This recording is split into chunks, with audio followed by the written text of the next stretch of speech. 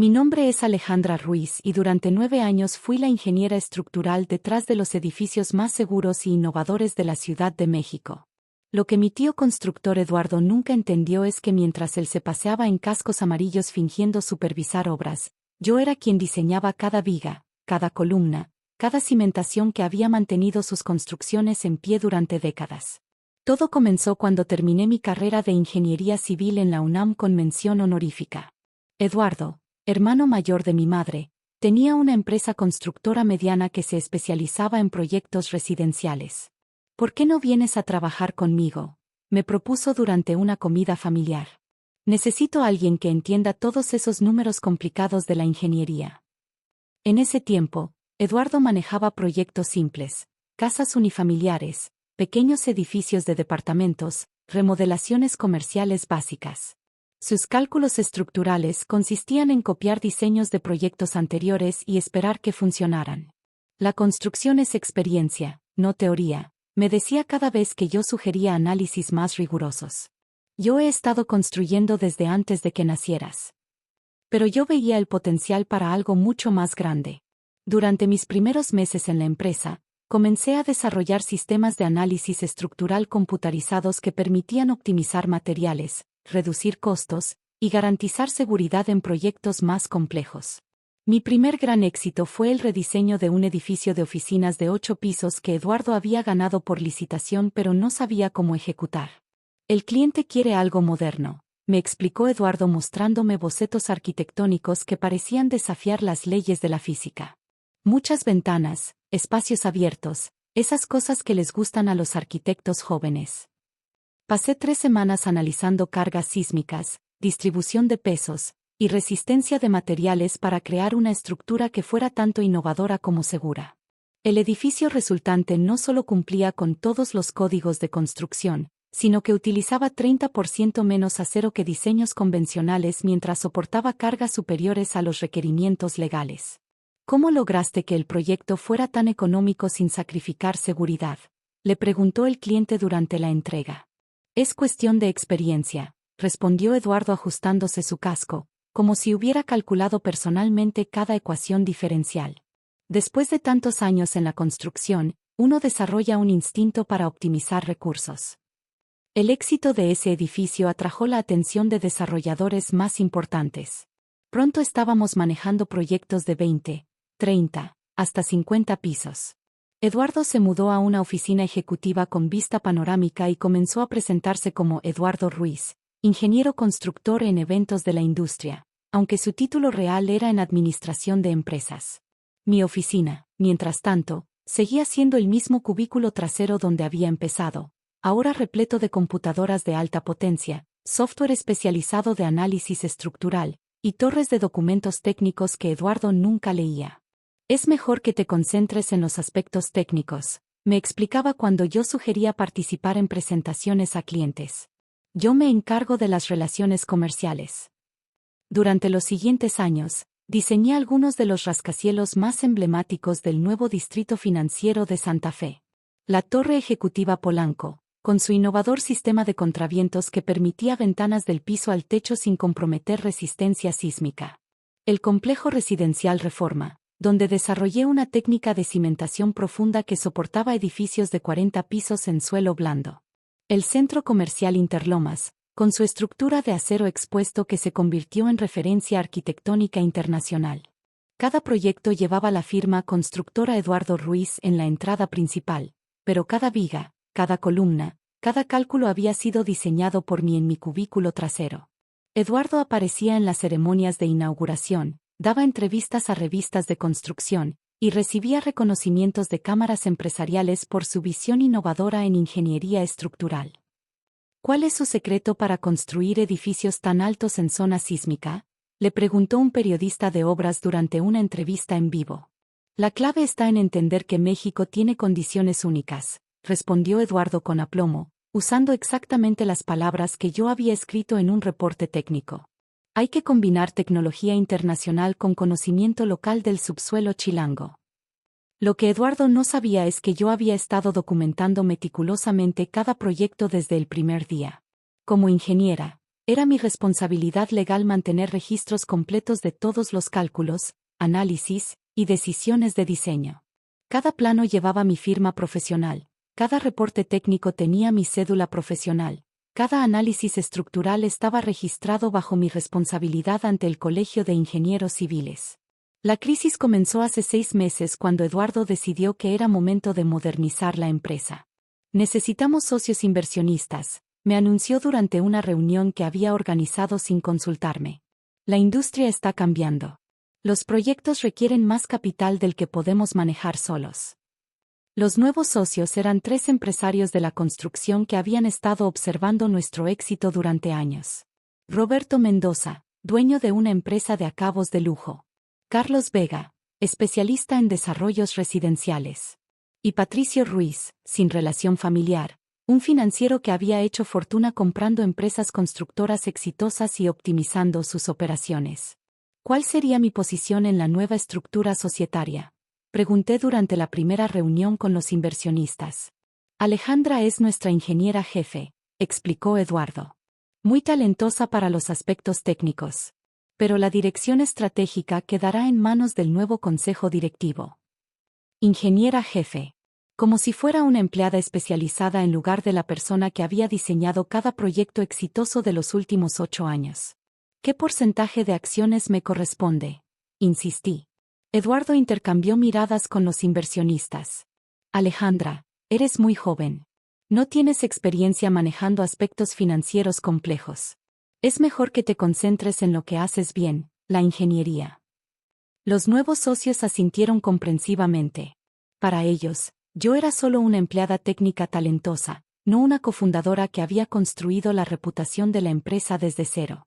Durante las siguientes semanas, observé cómo Eduardo y sus nuevos socios reestructuraban completamente la empresa. Constructora Eduardo Ruiz se convirtió en Desarrollos Urbanos Integrales S.A.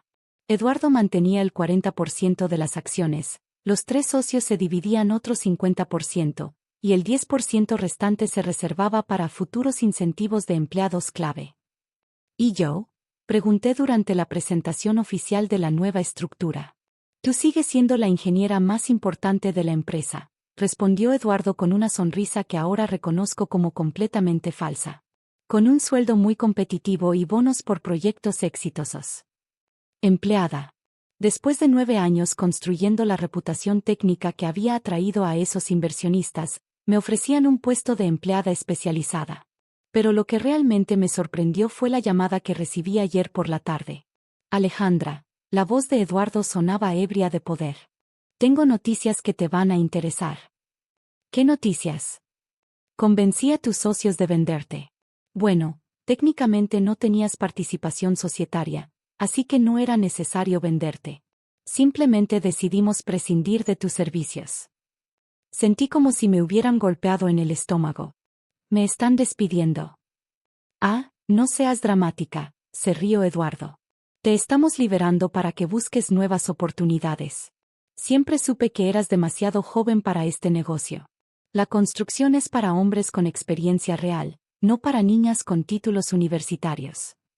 Eduardo, yo diseñé cada proyecto importante de los últimos 8 años. Tú ejecutaste mis visiones, me interrumpió. Hay una diferencia importante. Los inversionistas entienden que el valor real de la empresa está en mis relaciones comerciales y mi reputación, no en empleados técnicos reemplazables. La línea quedó en silencio por un momento mientras yo procesaba la magnitud de su traición. Después de casi una década construyendo juntos lo que había creído era nuestro negocio familiar, Eduardo me estaba descartando como personal obsoleto. Espero que sepas hacer cálculos estructurales, le dije con la voz más tranquila que pude encontrar. Disculpa. Los cálculos estructurales de todos los proyectos que tienes en construcción. Las cargas sísmicas, distribución de pesos, resistencia de materiales. Todos esos aspectos técnicos aburridos. Alejandra, no seas ridícula. Tenemos todos los planos y documentos técnicos. Cualquier ingeniero puede continuar con los proyectos. ¿En serio? Pregunté sacando mi teléfono para revisar los emails que había estado esperando. Cualquier ingeniero puede explicar por qué el edificio Reforma Norte tiene grietas en el 7º piso. Eduardo se quedó callado. El edificio Reforma Norte era uno de nuestros proyectos más prestigiosos, actualmente en construcción. ¿O por qué la Torre Ejecutiva Santa Fe está mostrando asentamientos diferenciales en la cimentación? Eso es imposible, murmuró Eduardo. Esos edificios están construidos con los mejores materiales. Los mejores materiales mal calculados siguen siendo peligrosos, lo interrumpí. ¿Sabías que ambos proyectos necesitan refuerzos estructurales inmediatos antes de que puedan ser habitados? Lo que Eduardo no sabía es que yo había estado monitoreando discretamente todos nuestros proyectos en construcción. Como ingeniera responsable, era mi obligación ética asegurar que las estructuras fueran seguras, incluso después de ser despedida. Y lo que había descubierto durante mis inspecciones de la semana pasada era alarmante. Los problemas comenzaron cuando los nuevos socios decidieron optimizar costos, cambiando especificaciones de materiales sin consultar los cálculos originales. Continué. Acero de menor grado, concreto con diferente resistencia, cimentaciones más baratas. Cada cambio individual parecía menor, pero el efecto acumulativo está creando fallas estructurales sistemáticas. ¿Cómo sabes eso?, preguntó Eduardo, y por primera vez escuché pánico en su voz. Porque soy la ingeniera que diseñó esos edificios. Y porque, a diferencia de ti, realmente entiendo lo que significan esos números complicados que tanto desprecias. Alejandra, si hay problemas, podemos resolverlos. Puedo traerte de vuelta como consultora. ¿Consultora? Para arreglar los problemas que ustedes crearon después de robar mi empresa. Mi teléfono había estado sonando constantemente durante nuestra conversación. Eran llamadas de supervisores de obra, inspectores municipales, y representantes de las empresas desarrolladoras. Las noticias que Eduardo estaba a punto de recibir cambiarían todo. Eduardo, le dije con la misma voz profesional que había usado durante años para explicar conceptos técnicos que él no entendía, tal vez deberías revisar tus emails. Creo que tienes algunos mensajes importantes. Los siguientes días fueron devastadores para Desarrollos Urbanos Integrales S.A. El inspector municipal suspendió inmediatamente la construcción del edificio Reforma Norte después de que una inspección de emergencia confirmara grietas estructurales que requerían refuerzos millonarios.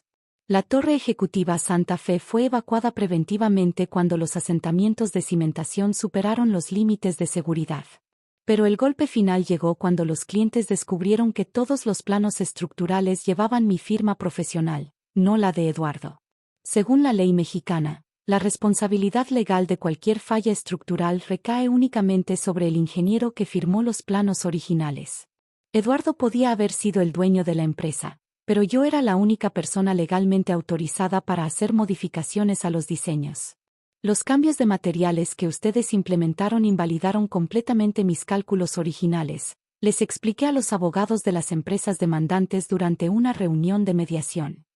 Cualquier modificación a las especificaciones estructurales requería mi aprobación como ingeniera responsable. ¿Por qué no aprobó los cambios?, preguntó uno de los abogados. Porque nunca me consultaron. Me despidieron antes de informarme sobre las modificaciones. El resultado fue predecible. Desarrollos Urbanos Integrales enfrentó demandas por más de 200 millones de pesos. Los seguros de construcción se negaron a cubrir los daños porque las modificaciones se habían hecho sin aprobación del ingeniero responsable. Eduardo y sus socios tuvieron que declararse en bancarrota antes de que terminara el año. 6 meses después, abrí Ruiz Ingeniería Estructural con financiamiento de los mismos desarrolladores que habían demandado a Eduardo. Mi primer contrato fue diseñar los refuerzos estructurales necesarios para salvar los edificios que Eduardo había arruinado con sus optimizaciones de costos. ¿Por qué decidió ayudarnos después de todo lo que pasó?, me preguntó el director de una de las empresas desarrolladoras. Porque los edificios no tienen la culpa de la ambición de sus constructores, respondí. Y porque hay familias que van a vivir en esos espacios. Ellas merecen estructuras seguras, sin importar quién las construya. En mi nueva oficina en Polanco, tengo enmarcado el primer artículo que Obras publicó sobre mi empresa independiente, la ingeniera que salvó los rascacielos de Santa Fe. Debajo hay una placa con mi cédula profesional y una frase que siempre me recuerda por qué elegí ser ingeniera: los números no mienten, no traicionan, y no pueden ser comprados. Solo pueden ser entendidos por quienes tienen el conocimiento para respetarlos. Eduardo ahora trabaja como vendedor de materiales de construcción para una empresa que, irónicamente, es uno de mis proveedores principales. A veces lo veo cuando visito sus oficinas para negociar contratos de acero estructural. Siempre evita mi mirada y termina rápidamente cualquier conversación profesional. Resulta que tenía razón sobre una cosa: la construcción sí es para gente con experiencia real.